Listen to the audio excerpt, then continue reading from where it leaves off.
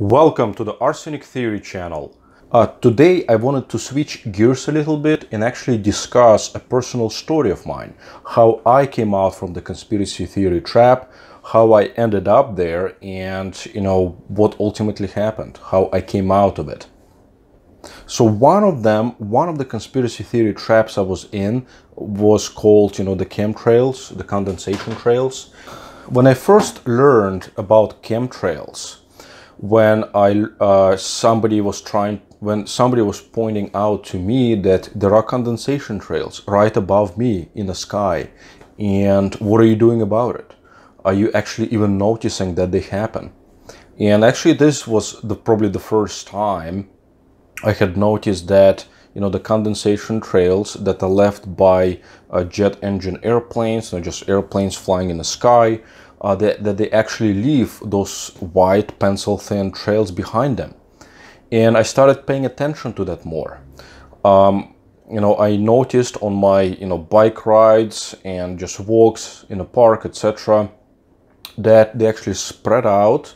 They form haze-like clouds. They form checkerboard-like formations. Sometimes they change colors. I took a lot of pictures of them.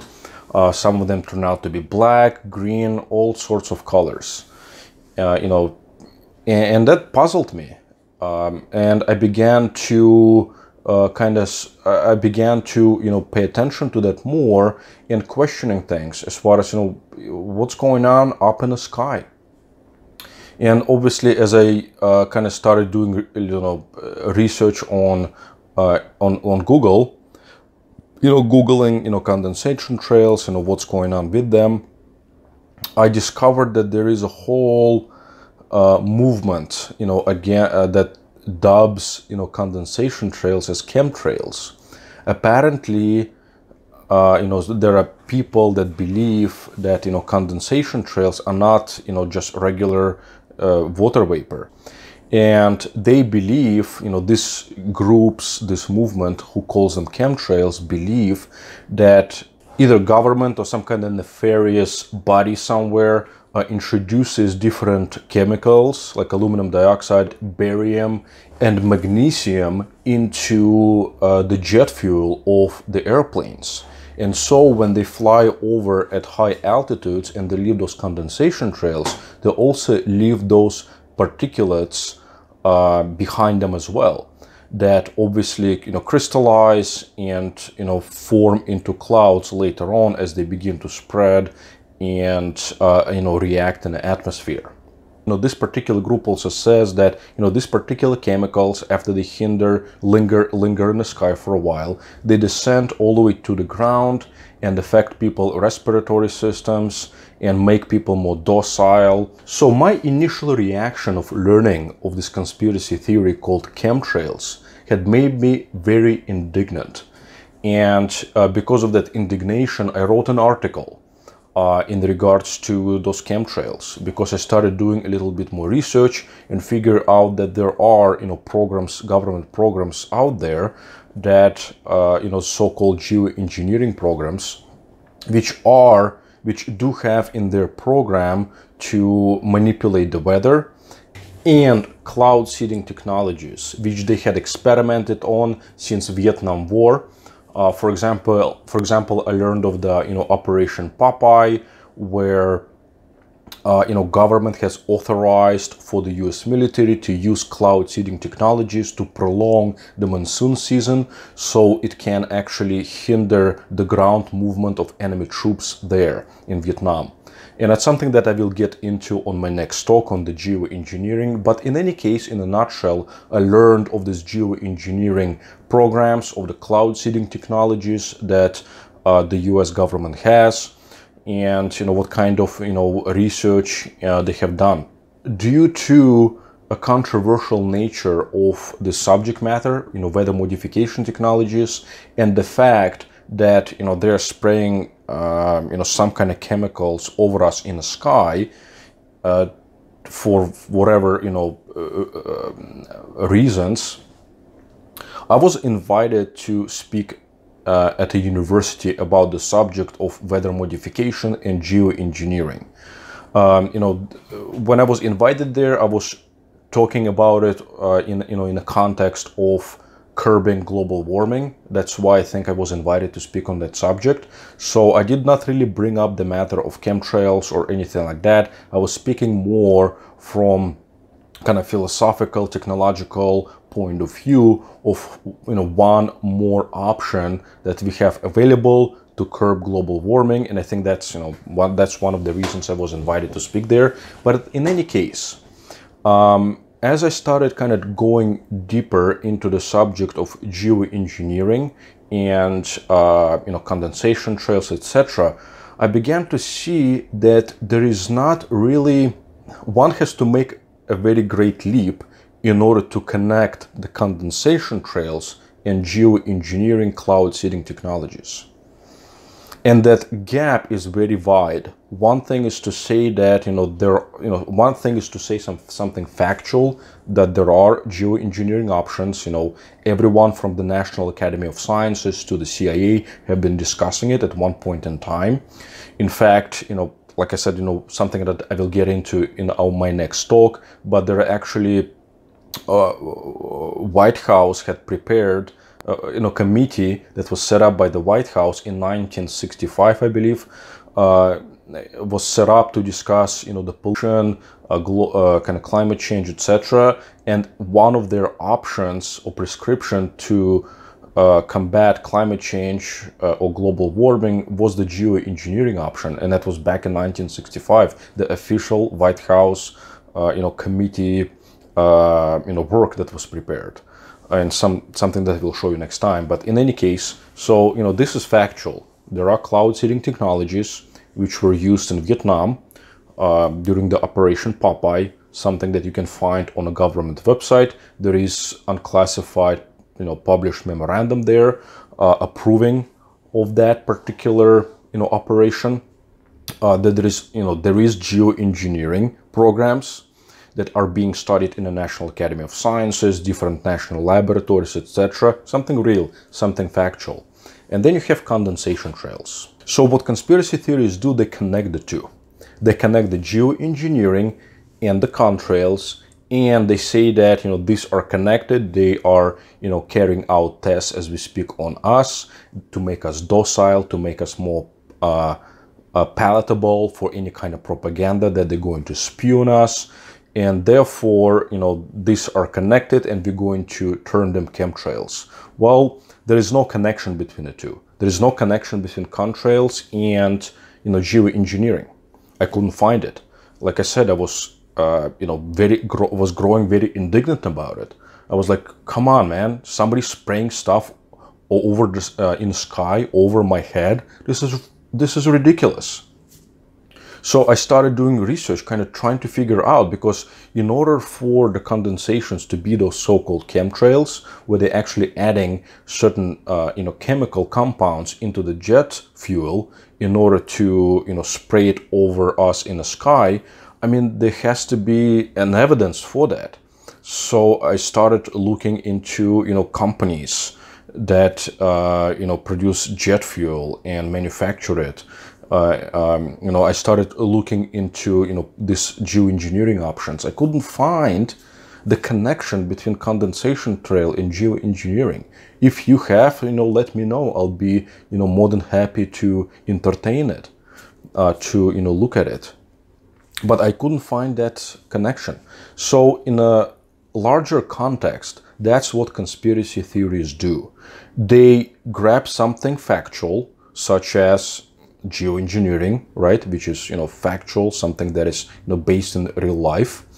Then they look at something, some kind of external event that is happening, and they connect the two, and they create this conspiracy theory that explains their system of thought, which says that there is somewhere outside of them some kind of, you know, external, all-powerful, this, you know, all-powerful, all-seeing force or group of people that is plotting something sinister in order to control and manage the population of the nation or of the world. You know, the problem with conspiracy theories is that they lack rational researchers. And I think the reason I got out from it is because I always, my whole purpose and the goal was always kind of to learn more and understand more and read more things and diversify my, intellectual and cognitive abilities.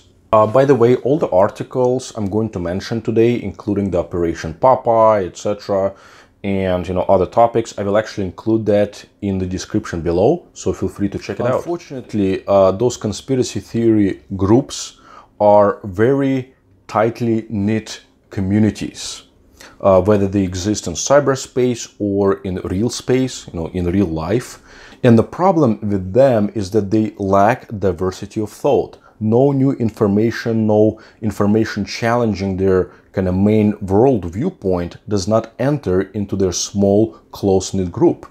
And that's a problem because it's impossible to change their minds, because if anything comes in outside of their body, they will fold it into a conspiracy theory of itself. Also, most of the time, what they do is, those conspiracy theories, they take out things out of context. And then they present it in a light and with an inclination towards their existing system of thought. Let me just give you, another example. So the first one obviously was geoengineering and contrails, connecting the two. Then you have this chemtrail, conspiracy theory. Another thing is, Zbigniew Brzezinski. He was, national security advisor at Jimmy Carter administration, and he is, one of the most kind of used to be. I mean, he's dead now, but he was one of the most frequently cited individuals in the conspiracy theory world. They kind of look at Zbigniew Brzezinski as this mastermind behind, pretty much everything that happens in regards to foreign affairs. Which is true. I mean, he is very influential, obviously, on a Capitol Hill. He was influential in the Carter administration. He frequently appears on CNN, on other shows, a political expert. But in any case, so he gave a speech in regards to global awakening.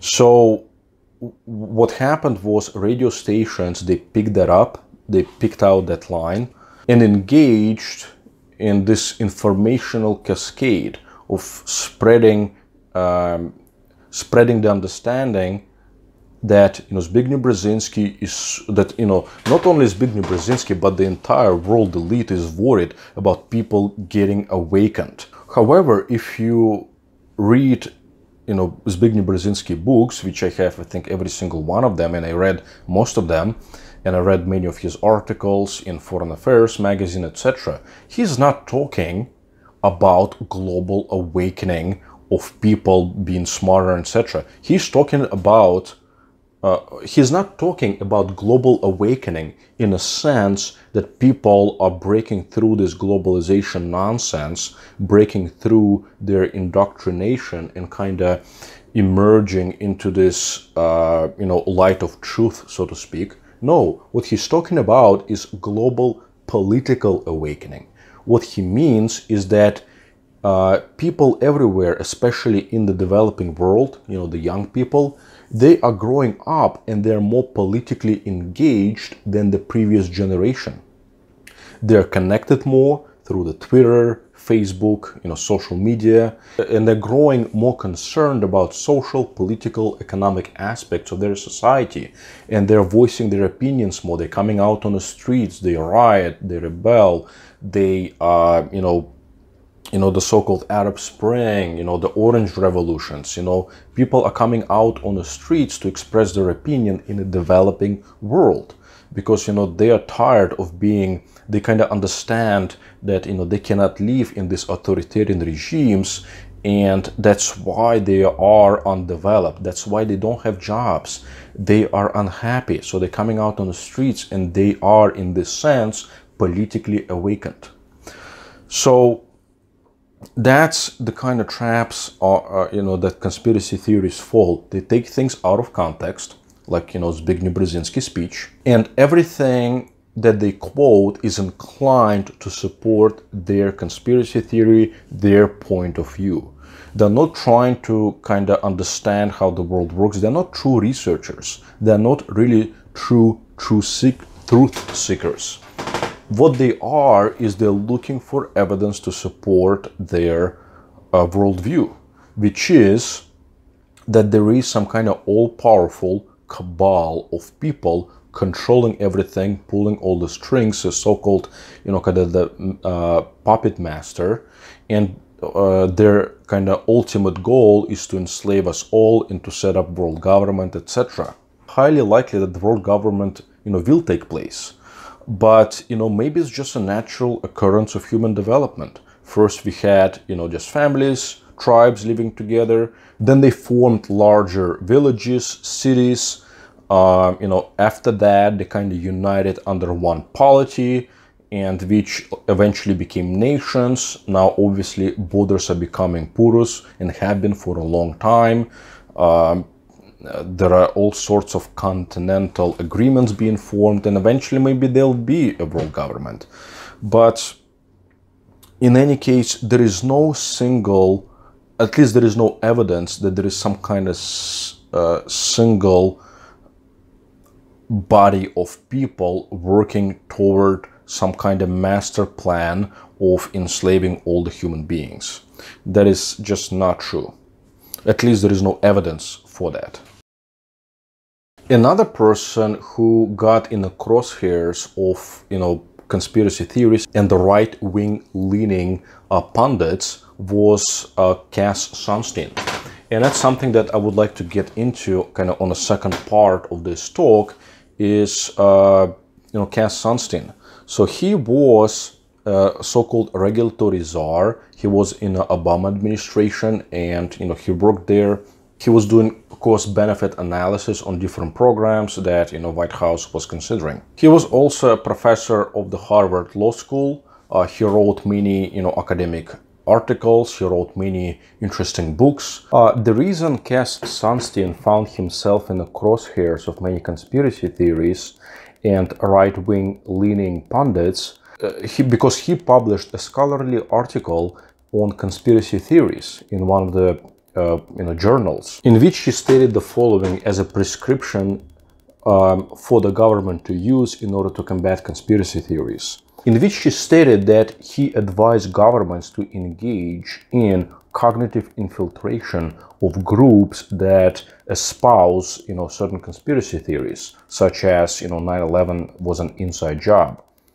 And so many groups took a hold of that and had blown it out of proportions, and basically expressed fears that this guy, this Cass Sunstein, who was part of the Obama administration, basically is advising government to increase surveillance and to basically spy on American citizens. One of the premise of many conspiracy theories is that government's goal is to reduce the freedoms you already have.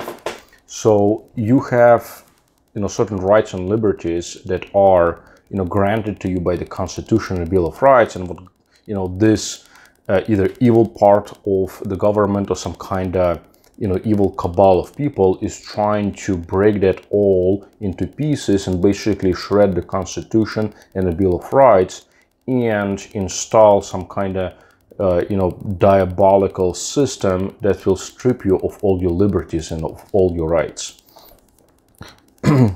So it kind of goes in hand with what they believe.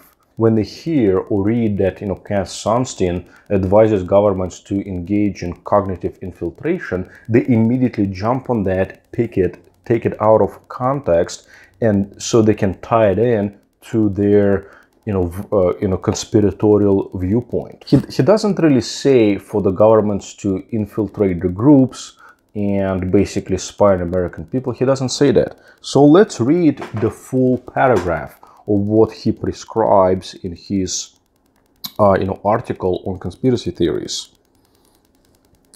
And you'll be able to, by the way, you'll be able to find that article. I will provide the link in the comments.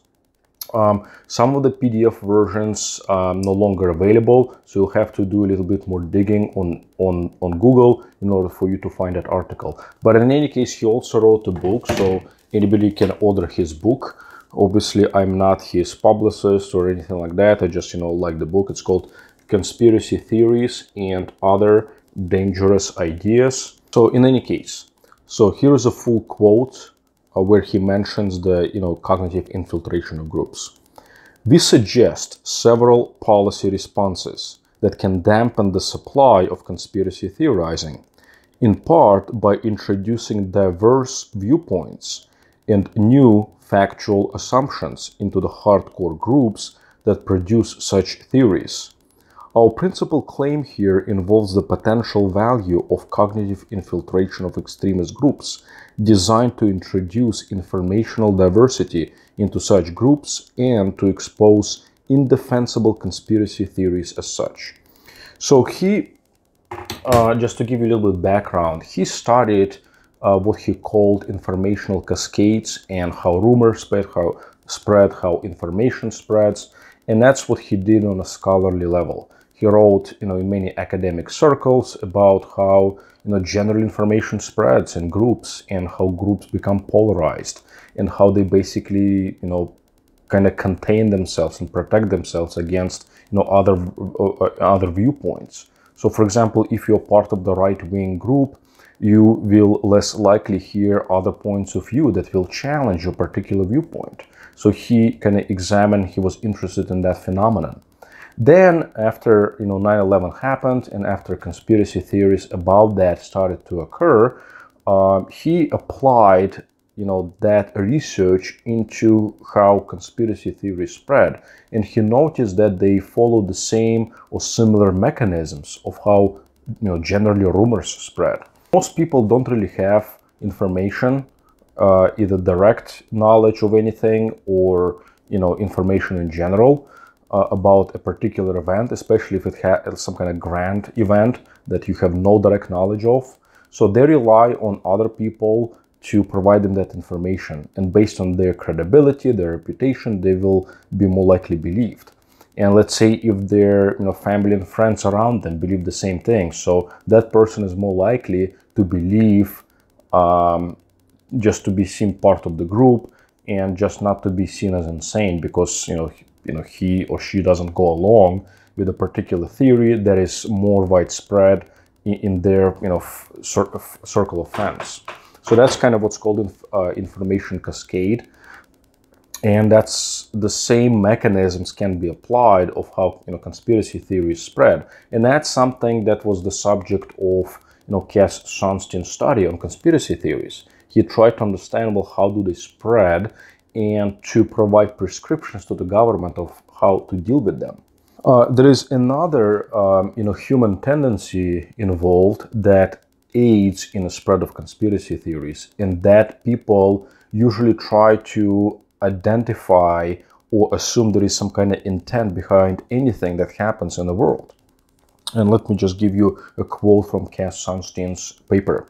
The basic idea is that many social effects, including large movements in the economy, occur as a result of the acts and the missions of many people, none of whom intended to cause those effects.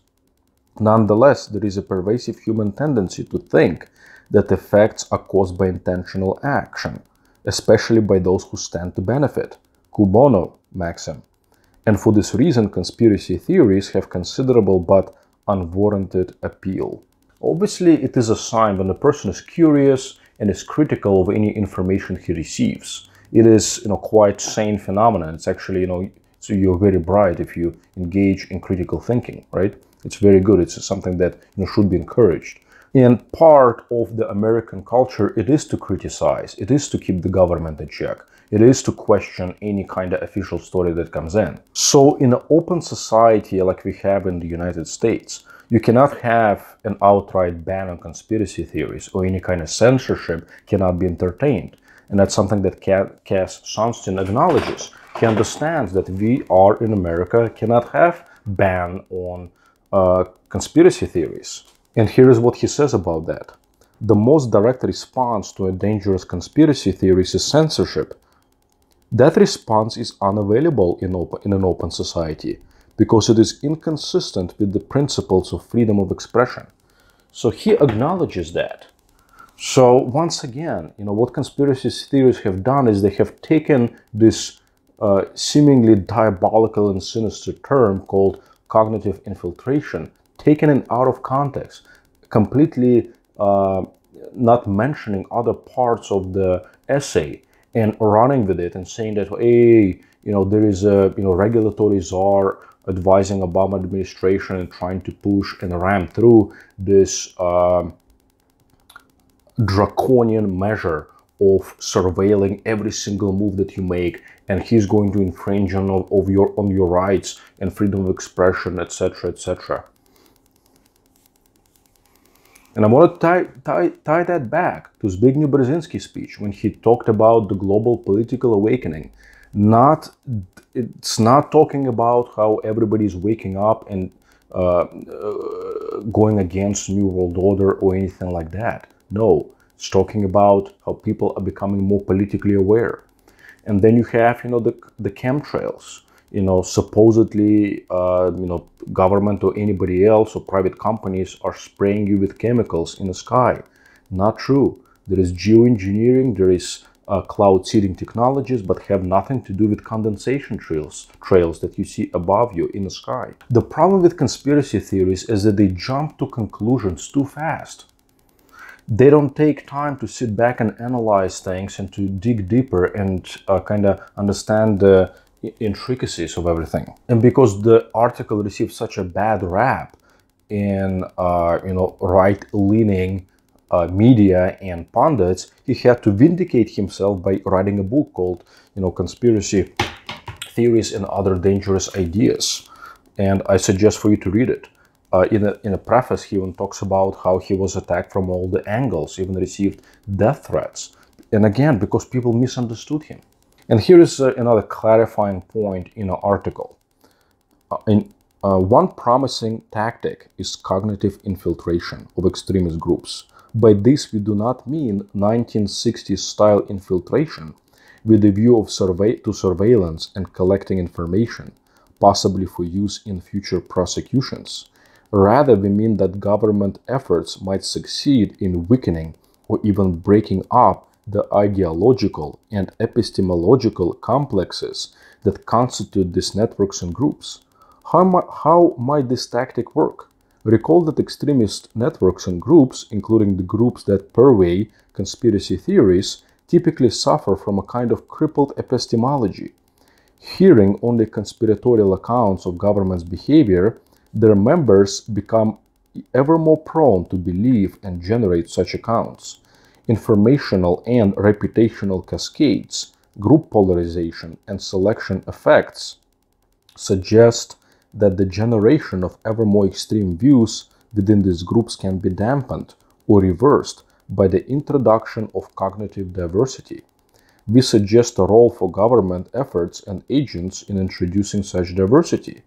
Government agents and their allies might enter chat rooms, online social networks, or even real space groups and attempt to undermine percolating conspiracy theories by raising doubts about their factual premises, causal logic, or implications for political action. So this is something that governments have already been doing with abroad, with like non-state actors, such as certain terrorist groups, such as ISIS or any kind of terrorist group based in the Middle East. And what they have been doing is either hiring third-party or actually State Department workers, get involved in going into this radical chat rooms and trying to introduce these different points of view. And that's a problem with this conspiracy theorizing groups, is that they're this closely knit group. They do not get any kind of challenging viewpoints from outside. And so what he's suggesting is that hey, let's go into these chat rooms, maybe even in real life scenarios, and introduce them to other viewpoints, to other information. So obviously any kind of official story will raise a lot of questions. That's something that unfortunately he does not address. For example, with 9/11, he doesn't mention Building 7. He doesn't mention, many other kind of questionable circumstances that happened, and something that we should be addressing as citizens of this country. But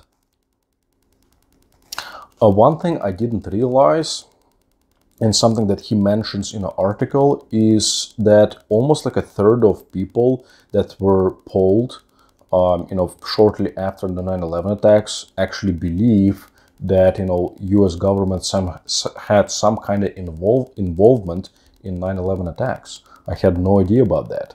I didn't know that such sheer number of people actually believe that. Another thing that he failed to mention is that also terrorist attacks happened in Russia in '99 when supposedly Chechen separatists, their terrorist groups had blown up apartment buildings in Russia in '99 in two cities, and a lot of different publications in the U.S., including scholarly articles, foreign affairs, books, they always kind of allude to the theory that FSB, the successor to the KGB, the Russian Secret Service, that was involved in the '99 bombings of the apartment buildings. And even though there is absolutely no proof of that, the only proof, there is absolutely no proof, no evidence that FSB was involved. But however, it's okay for American counterparts to consider that FSB was involved, even though there is no evidence. There is more questionable circumstances in 9/11 attacks than in '99 attacks in Russia, but it's okay. Somehow it's sane, and it's okay. It's not crazy to theorize that FSB's involvement in those attacks, but it's insane to theorize the CIA or US government involvement in a 9/11. That's something that kind of pisses me off. The type of mechanisms and the type of thinking involved in spreading conspiracy theories can be witnessed every day, even at your workplace, where how people spread rumors, how people assign some kind of malicious intent to anything big that happens in their company, whether it's layoffs, somebody gets fired for something. Everybody thinks, or many people, I shouldn't say everybody, but many people think that there is some kind of other intent behind it of what they're telling us. That's exactly how conspiracy theories originate and then spread. So it can be traced back to the basic human psychology, and there is a reason why we theorize and why we try to identify the culprit behind everything. It's part of our survival instinct. We want to understand if there is actually somebody bad out there that we need to be on the lookout for. That's why we theorize about these things.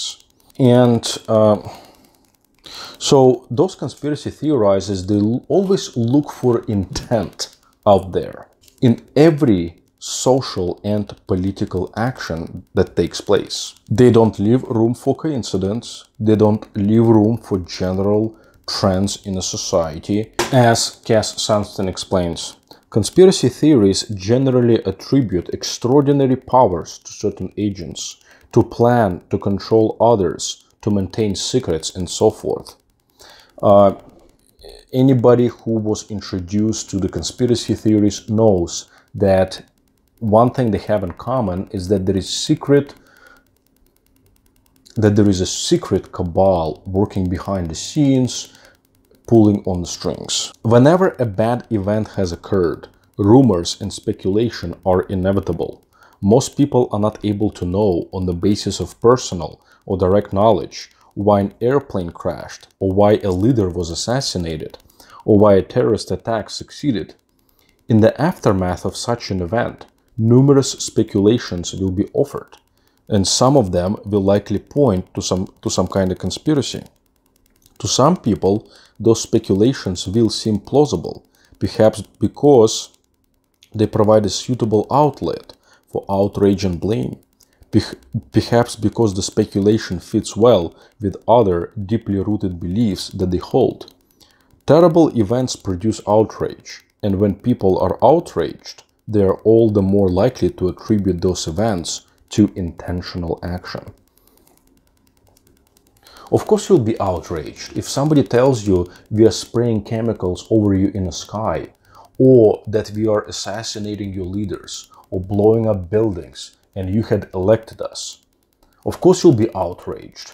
And of course you'll try to find, who is behind all this, and that there is an intentional, malicious effort that had caused this catastrophe to occur. And since people don't have a direct knowledge of, of events that occur outside of their kind of control, they have high likelihood to fall into the traps of believing a certain theory that has been promulgated by, especially, respective or credible person, or, even, their friend who had told them about it. And they seem like a credible, they seem like a, nice guy or a girl. So they're gonna go ahead with that theory. What you can actually take away from this for yourself is how you can combat these kind of conspiracy theories, and so that you do not fall into the same traps. So let's continue.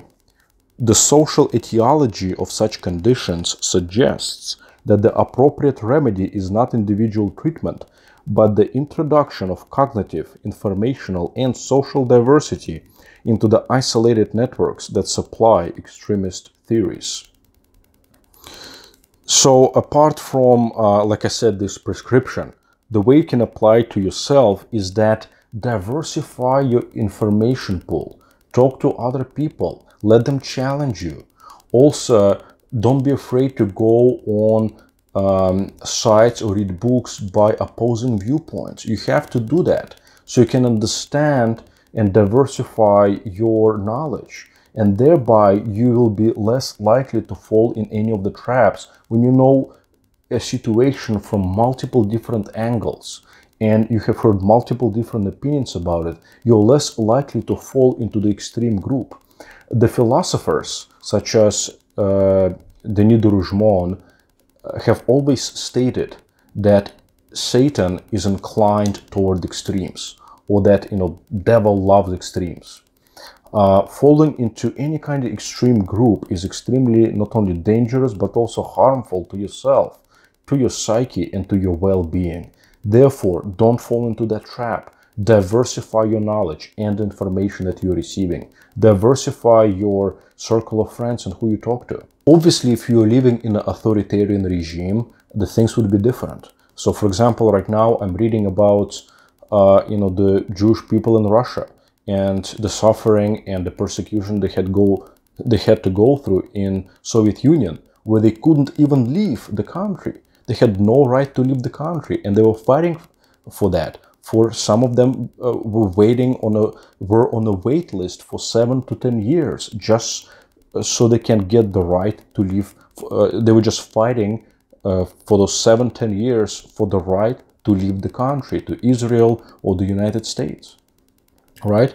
And they, some of you who are, students of the Soviet Union, that there was self-publishing books published by dissidents, the dissident groups in Russia.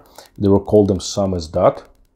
Obviously, in that kind of environment, these people are more prone to disbelieve anything that is being spewed by the official media. They're more prone to believe in conspiracy theories. We, however, in the West, in particular in the United States, live in an open society where we can challenge the official viewpoints, where we can ask for information through the Freedom of Information Act. And we have different watch groups, such as Judicial Watch, etc., that we fight for information. We can ask for it and find out. And we have access to a diverse viewpoints here.